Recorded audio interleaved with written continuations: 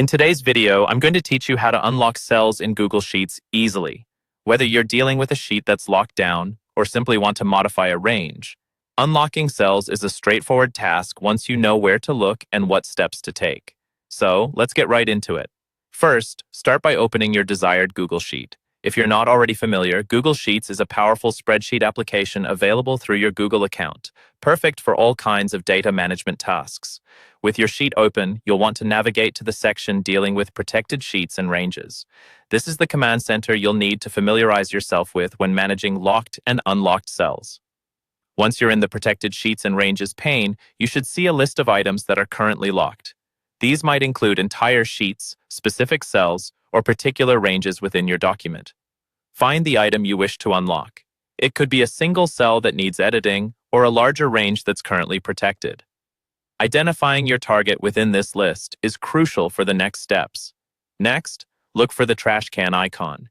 This icon is your gateway to removing restrictions. By clicking on it, you're opting to initiate the removal of the protection settings applied to the selected cells or range. It's akin to removing a padlock from a door, allowing you to make the desired changes without any hindrance. After clicking the trash can icon, a prompt will appear asking for your confirmation.